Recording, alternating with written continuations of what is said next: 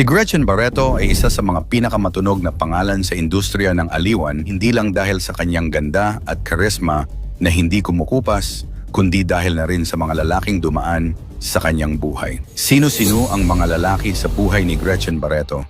At sino-sino ang mga babaeng dumaan sa buhay ni Atong Ang? Yan ang ating aalamin. Si Gretchen Barreto ay isang kilalang Pilipinang actress, socialite at miyembro ng prominenteng Barreto family na matagal nang nasa industriya ng showbiz, kilala hindi lang sa kanyang mga pelikula at teleserye, kundi pati na rin sa mga controversial na usapin sa love life at public image. Kaya narito ang mga lalaki sa buhay ni Gretchen Barreto. Number 1. Aga Mulak, late 1980s. Noong nagsisimula pa lamang si Gretchen sa showbiz, agad siyang naiugnay kay Aga Mulak, isa sa pinakasikat na aktor ng panahong iyon. Ayon kay Gretchen, isa lamang itong simpleng teenage romance, walang opisyal na relasyon at masasabing puppy love lang. Gayunman, naging usap-usapan sila sa showbiz dahil madalas daw silang makitang magkasama sa mga events at tapings. Ang ugnayan nila ay hindi nagtagal at hindi umabot sa seryosong relasyon. Number 2, Joey Loizaga, early 1990s to early 2000s. Si Joey Loizaga, anak ng basketball legend na si Carlos Loizaga at isang PBA player, ang itinuturing na unang seryosong boyfriend ni Gretchen. Naging magkasintahan sila ng halos isang dekada at ayon sa ilang ulat, umabot pa ito sa pagiging live-in partners. Ikinuwento pa ni Gretchen sa ilang panayam na madalas siyang manood ng mga laro ni Joey habang nasa Team Ginebra ito at naging bahagi siya ng basketball scene bilang muse. Bagamat tahimik ang kanilang relasyon sa media, may ilang chismis na nagsasabing naging komplikado ito dahil sa karera ni Gretchen at issue ng selos. Bong Revilla, mid-1990s. Naging controversial ang di umano'y 4 na buwang relasyon ni na Gretchen at Bong Revilla matapos ang kanilang pagtatambal sa pelikulang Ako ang Katarungan. Sa panahong iyon, kasal na si Bong kay Lani Mercado at may 3 na silang anak, habang si Gretchen naman ay nasa relasyon pa kay Joey Loizaga. Ayon sa mga ulat, naging malapit sila sa set ng pelikula at doon nagsimula ang kanilang ugnayan. Nang matapos ito, humingi raw ng tawad si Gretchen kay Lani at tinanggap naman ito. Nanatili raw silang magkaibigan ni Bong kahit natapos ang issue, ngunit ang affair na ito ay isa sa mga tumatak na eskandalo sa kanyang buhay pag-ibig. Number 4, Tony Boy Cojuangco, mid-90s to present. Ang pinakamatagal at pinakatanyag na relasyon ni Gretchen ay kay Tony Boy Cojuangco, isang negosyante at miyembro ng prominenteng Cojuangco clan. Magka-live-in na sila simula pa noong mid-1990s at nagkaanak ng isang babae na si Dominique. Bagamat hindi sila legal na ikinasal, dahil kasal pa rin si Tony Boy sa kanyang unang asawa, itinuring nila ang isa't isa bilang tunay na partner. Sa kabila ng ilang issue at intrigang lumutang lalo na ang mga chismis ng third party, nanatili silang magkasama sa paglipas ng mga taon. Maraming beses na ring naipakitang handang ipaglaban ni Gretchen ang relasyon nila sa harap ng media at publiko. Number 5, John Estrada, 2007. Noong taong 2007, naging laman ng mga balita si Gretchen at aktor na si John Estrada matapos lumabas ang isang litrato kung saan kitang-kitang naghahalikan sila sa isang birthday party ni Rufa May Quinto. Tinawag ito ng publiko bilang kiss scandal at agad na naging viral. Aminado si John na nangyari nga ito pero iginiit niyang pareho silang lasing at wala siyang intensyong saktan ng sinuman. Pinayuhan din niya ang publiko na huwag husgahan si Gretchen dahil mabuti raw itong tao. Si Gretchen naman ay piniling manahimik sa issue lalo't nasa matagal ng relasyon siya noon kay Tony Boy Cojuangco. Agad din silang lumipad pa Amerika para sa isang medical na operasyon ni Tony Boy na siyang nagpatahimik sa issue. Number 6, Dodi Puno, year 2008. Isang taon matapos ang issue kay John, lumabas naman ang balita tungkol kay Dodi Puno, Executive Director ng DPWH Road Users Tax Board at kapatid ng mga prominenteng personalidad gaya ni Ronaldo at Dong Puno. Ayon sa mga chismis, ilang beses daw silang nakitang magkasama ni Gretchen sa mga salo-salo at events at sinasabing inalok pa raw niya ito ng kasal. Bagamat walang opisyal na kumpirmasyon mula sa kampo ni Gretchen, may mga usap-usapang seryoso raw si Dodi sa panliligaw at tila interesado si Gretchen dahil sa kagustuhang maranasan ang kasal. Sa huli, hindi rin natuloy ang anumang plano at nanatiling chismis lang ang lahat.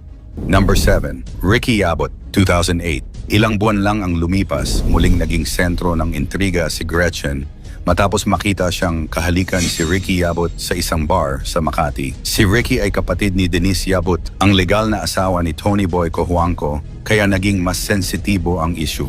Mas naging komplikado ang sitwasyon nang mapansin ng media ang tensyon sa isang birthday party ni Senator Jinggoy Estrada kung saan naroon si Sita Revilla Yabut, dating asawa ni Ricky, na umano'y lumapit kay Tony Boy habang umiiyak at nagsusumbong tungkol sa nangyari. May mga saksi raw na nagsabing may naganap na komprontasyon, ngunit sa kabila ng lahat, nanatili pa rin sina Gretchen at Tony Boy bilang magpartner.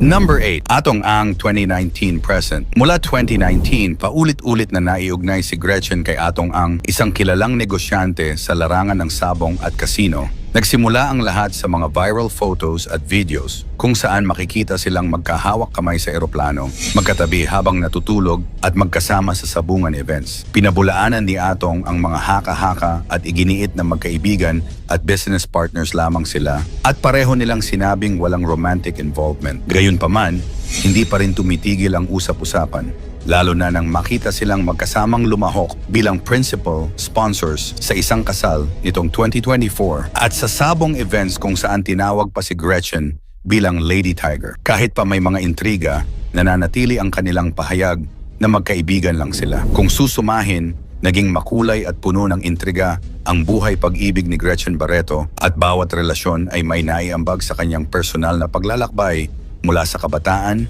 sa mga pagsubok, hanggang sa mga relasyong pinili niyang ipaglaban. Narito naman ang mga babaeng dumaan sa buhay ni Atong Ang.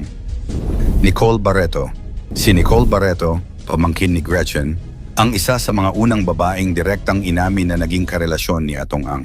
Ayon sa mga ulat, tumagal ang relasyon nila ng halos 5 taon. Malapit daw si Atong sa buong pamilya Barreto noong panahong iyon at ilang beses ding nakita sa mga pampublikong okasyon kasama si Nicole. Ngunit matapos ang burol ng ama ni na Nicole at Gretchen noong 2019, lumala ang tensyon sa pamilya nang dumating si Atong kasama si Gretchen, bagay na hindi ikinatuwa ni Nicole. Mula noon, tumanggi na si Atong na magsalita tungkol sa relasyon nila at sinabi na pareho na silang may sariling pamilya. Mariin niyang itinanggi na inagaw siya ni Gretchen mula kay Nicole at iginiit na hindi dapat matawag na girlfriend ang isang taong hindi niya talaga naging romantikong partner. Claudine Barreto, rumored undated, possibly early 2010. Walang malinaw na time frame pero lumabas sa mga revelasyon ng mismong mga Barreto na si Claudine, isa pang kapatid ni na Gretchen at tita ni Nicole, ay minsan ding naiugnay kay Atong. Ayon sa ulat, si Marichi Barreto, ina ni Nicole, ang naglapit kay Claudine kay Atong para humingi ng tulong sa personal na problema nito kay Martin Castro. May mga kumalat na chismis na may namagitan sa kanila, ngunit hindi ito direktang kinumpirma ni Claudine o ni Atong. Sa isang punto, sinabi ni Gretchen na si Nicole ang umagaw kay Atong mula kay Claudine, dagdag pa sa gusot ng pamilya. Gretchen Barreto, rumored 2019 to present, isa sa pinaka-controversial at pinag-usapang babaeng na link kay Atong ay si Gretchen Barreto. Bagamat pareho nilang maring itinanggi ang anumang romantic relationship, maraming beses silang nakita na magkasama sa biyahe, sabungan events at maging sa mga family gatherings. Noong 2019, nilinaw ni Atong sa isang panayam na magkaibigan at magkasosyo lang sila sa negosyo. Kasama raw nila sa negosyo si Tony Boy Cojuangco, longtime partner ni Gretchen, kaya malapit din daw sila sa isa't isa. Ngunit mas lumakas ang speculation nang kumalat ang litrato nilang magkahawak kamay sa eroplano and video kung saan nagpapakawala ng manok si Gretchen bilang miyembro ng Team Alpha ng Pitmaster Group.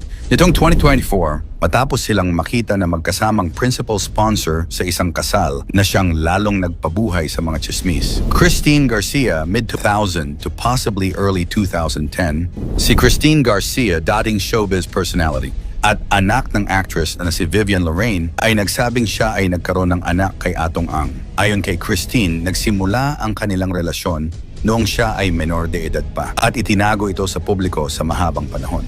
Sa isang panayam noong 2019, isiniwalat niya na hindi kailanman sinuportahan ni Atong ang kanilang anak at hindi siya kinilala bilang bahagi ng buhay nila. Ngayon ay tahimik na ang buhay ni Christine sa Las Vegas, Nevada, kasama ang kanyang asawa at 2 anak, at piniling iwanan na ang mga issue sa nakaraan. Sa kabila nito, minsan niyang binanggit na nakakahiya raw ang di umano'y relasyon ni na Atong at Gretchen na lalong nagpainit sa mga speculation. Sunshine Cruz 2024 to present.